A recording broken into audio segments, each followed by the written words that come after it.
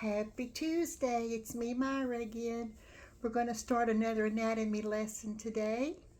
We are going to be talking about the elbow. If you've been with us this whole time, you know we've gone over the lower extremities, we've gone over the upper extremities, a little bit of the chest. We have gotten this far down to the elbow now. So we're going to talk about that. Next week's lesson will also be the forearm. Then we're going to move to the wrist and then finish up our upper extremity with the hand in a few more weeks. So let's go ahead and get started. The first thing I wanted to tell you, I don't think I've gone over this quite enough, is anatomical plane.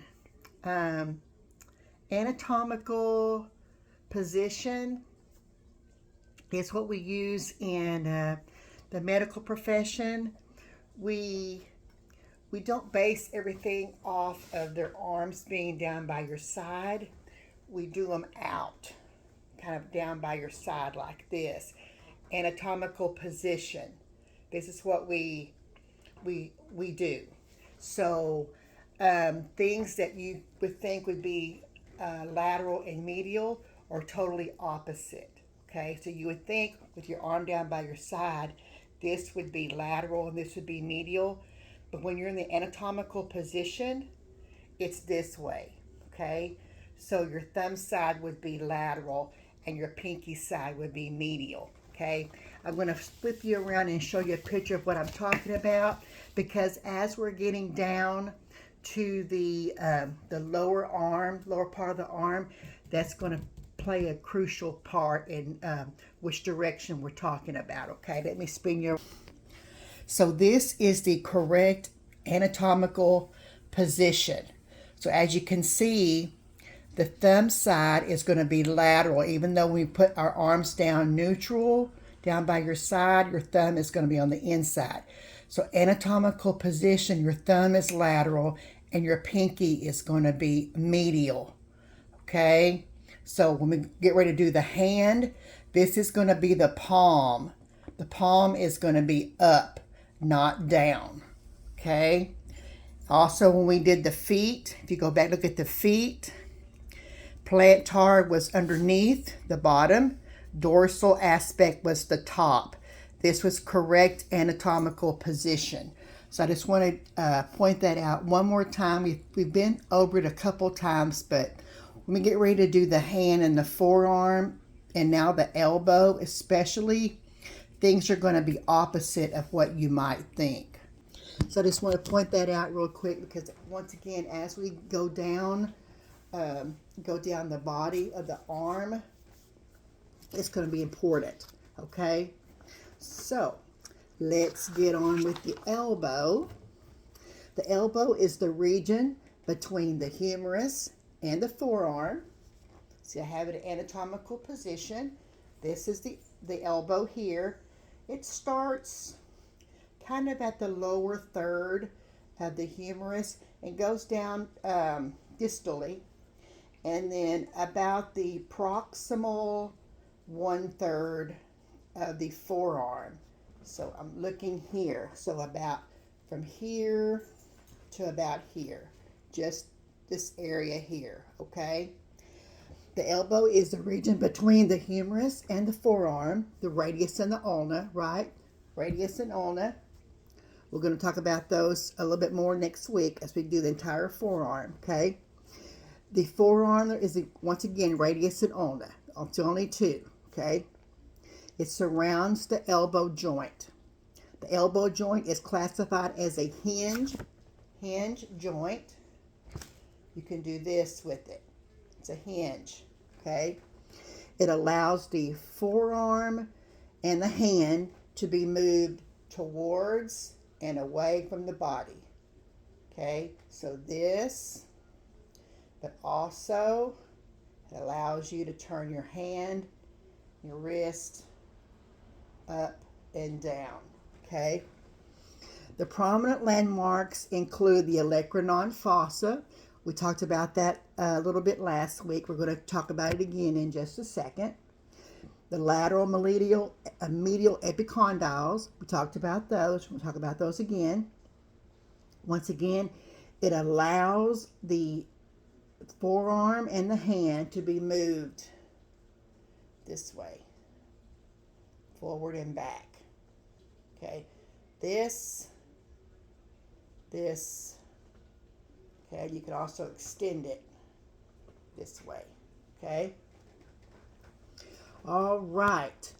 Now let's get started with our pictures. It's not going to take me very long, but because we kind of went over this last week when we did the distal part of the humerus, so we already know a little bit about that already. Once again, if you haven't seen that video, seen that lesson, go back and it'll understand more. Let me spin you around here. We're going to go over the anatomy.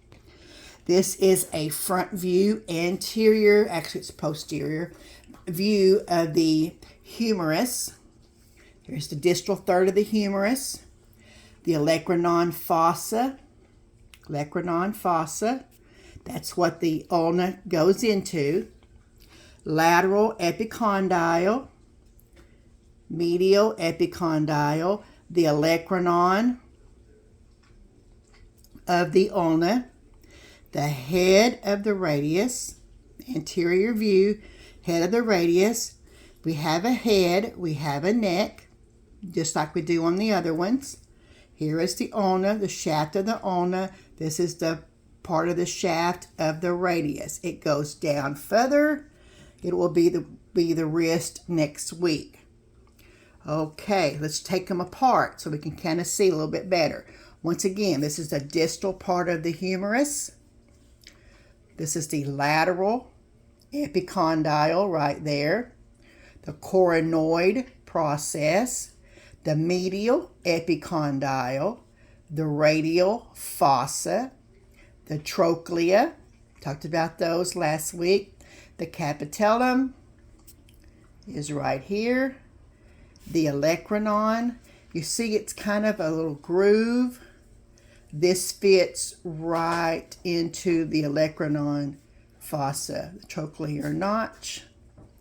Coronoid process, radial notch, that's where they articulate together. The head of the radius, neck of the radius. Radial tuberosity, that is where ligaments and tendons and muscles attach. And once again, this is the ulna. So we've taken those three bones right here, humerus, ulna, radius, took them apart and analyzed them individually. So you see this inside here is the little notch, little groove, and that is showing you the groove. It's kind of like a little, like a scoop, kind of like an ice cream scooper. That little part in the middle, that's what that ulna looks like when it goes into the olecranon fossa. Next picture. This is a AP view, looking from the front. So you're putting your wrist, you're putting your elbow on the x-ray plate. That is what it would look like on an x-ray. So once again, same thing. Epicondyles. Here's the ulna again, going into the fossa, the head of the radius, the neck of the radius, the radial tuberosity. This is going down toward the wrist. This is an AP view, anterior, posterior, because the x-ray beam is going from anterior to posterior. This is a lateral view. So on the x-ray plate, your arm would be 90 degrees, kind of like this, and that is what you would get. So we're on the lateral view. So once again, here's that little groove I was telling you on the ulna. This is the olecranon process. Whenever you hit your elbow on something, you get the little tinge going down your arm. That's because you've hit that nerve right at the olecranon process. Here is once again, here's a side view now of the head of the radius, neck of the radius, radial tuberosity. This is the ulna going down. This way would be toward your wrist. This would be your epicondyle, your lateral epicondyle right there. And all of this here and all of this here is just soft tissue, just your skin and your muscles and all that would be in there. But on x-ray, we can't see ligaments and tendons. We just see bone, okay? So go on to the next one. So here's that nerve I was telling you about. You hit that ulnar nerve when you hit your elbow on something, and that it kind of sends a shock down your arm. That's because you've hit that ulnar nerve. So your olecranon process would be here. This would be your epicondyle. You also have a medial nerve. You have a lateral nerve, medial nerve. You have a median, a radial. It's on the radius side. This is the radius. This would be the head again and the neck. Then your ulna goes down. You go down toward your wrist. Those are the three main nerves in the elbow: median, radial, and ulnar. Medial, radial, and ulnar nerves. Next, we'll just barely go over the arteries. So you have a brachial artery up here, up there. You also have veins also. I just didn't show them, but when you have a artery, you also have a vein. So ulna, here's the ulna again. So we have an ulnar artery, the main artery that supplies the blood supply to your elbow. Radial artery here. It all branches up from the shoulder through the subclavian. When we go over the blood vessels at a future lesson, we'll learn more about those. But just for now, just know there's three major arteries that supply blood supply to the elbow. That's the brachial artery, ulnar artery on the medial side, and radial artery on the lateral side. Carrying on, I just want to show you a fracture. This is a radial head fracture. You can clearly see it's right there, little crack. So this, once again, this would be the radial head, radial neck going down. This is the ulna. It's a little bit rotated because you really don't want to see this epicondyle over this epicondyle. You should only see it superimposed. But because this patient was probably in pain, and you can just get a better view of the fracture itself, not so much superimposition where this joint would be open more. It was just to show the fracture and not so much the elbow joint itself. This is a fractured olecranon. This is still the ulna, but you can see that olecranon process has been fractured and it's now away from the ulna. So it's you can clearly see it is not attached anymore.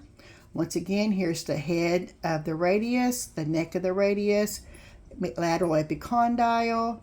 The rest of the ulna is here, and that olecranon has been fractured from the rest of the ulna. This one, let me turn it around. You can see it correctly. This is a dislocation. Dislocation. This is a AP view. As you can see, it's not. It's been dislocated from the humerus. Once again, this is the ulna. This is the radius again. Should be right inside here, but because of some kind of trauma, it has been dislocated. Now, in X-ray, we have to have two views of something to know if it's anterior, posterior, medial, lateral, that sort of thing. So from here, you really can't tell, is it located frontwards or located backwards? What has happened? So we do a second view, and you can clearly see now that the radius and ulna are separated posteriorly from the humerus, or the humerus has been dislocated anterior from the ulna and the radius. So once again, this is the humerus. The epicondyle is here. The other one's on the other side, right here. Head of the radius again. That's the neck of the radius. Here is that groove that's supposed to be sitting here, or this is supposed to be sitting there. Definitely dislocated. That's why we need two views always, especially when we're dealing with a trauma situation.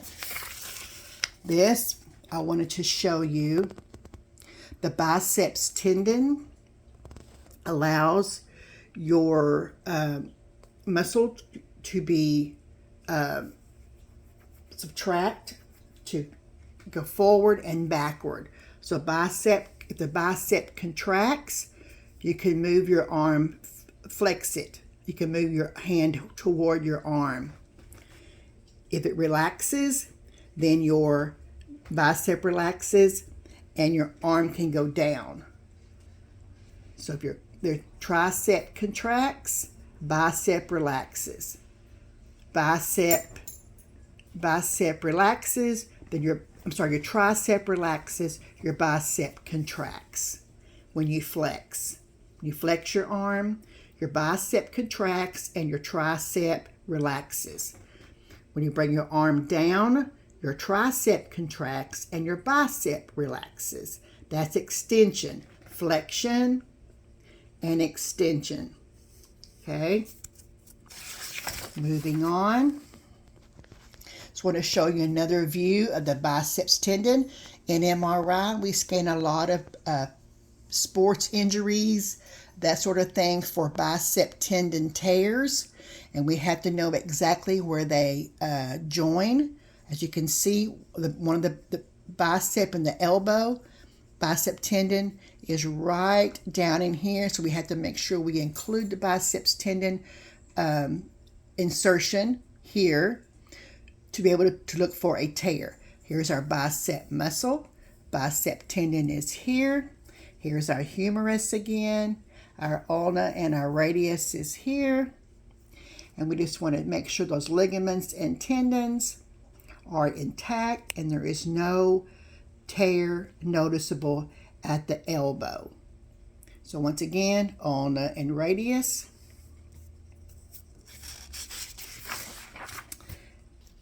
And that is it. That is it. I hope you've enjoyed our lesson for this week. Join me next week as we continue going distally down the arm. Distally down the arm. We're going to talk more about the ulna and the radius, and then we're going to go on to the wrist. Enjoy the rest of your day, and I will see you next week. Bye-bye.